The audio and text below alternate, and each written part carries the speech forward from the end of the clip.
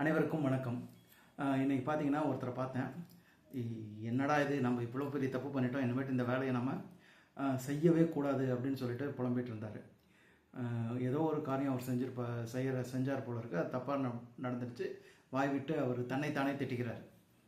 நம்ம இந்த மாதிரி பல சமயம் நம்மளே திட்டிட்டு அந்த வேலையை அதுக்கப்புறம் செய்யவே மாட்டோம். பொதுவாக அந்த வேலை தப்பாக வந்துடுச்சு, இதனால் நமக்கு கொஞ்சம் அவமானமாக இருக்குது, இந்த அவமானம் உனக்கு தேவையா அப்படின்னு சொல்லிட்டு நம்ம சொல்லிவிட்டு நம்ம என்ன பண்ண மாட்டோம், அந்த வேலையை செய்ய மாட்டோம். ஆனால் உண்மை என்னென்னா, தவறுங்கிறது நிகழத்தான் செய்யும். அதை ஏற்றுக்கிட்டோம்னா தான் நம்ம அடுத்த படிக்க போக முடியும்.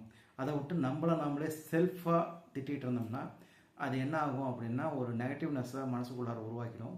ஸோ நமக்கு தெரியாத புது விஷயங்களில் நம்மளை ஈடுபடுறதை தடுக்கும். ஸோ அப்போ நம்ம புது விஷயங்கள் செய்யும் பொழுது தவறு நிகழ தான் செய்யும். தவறு நிகழ்ந்தாலும் பரவாயில்ல, நம்ம அதை செஞ்சோம்னா தான் நம்மளுடைய பிரெயின் எனர்ஜெட்டிக்காக இருக்கும். அது நமக்கு உடம்புக்கும் நல்லது, மனசுக்கும் நல்லது. ஸோ எக்காரணம் கொண்டு செல்ஃப் பிளேமிங் மட்டும் பண்ணாமல் இருக்கலாம். ரைட்டுங்களா? நன்றி.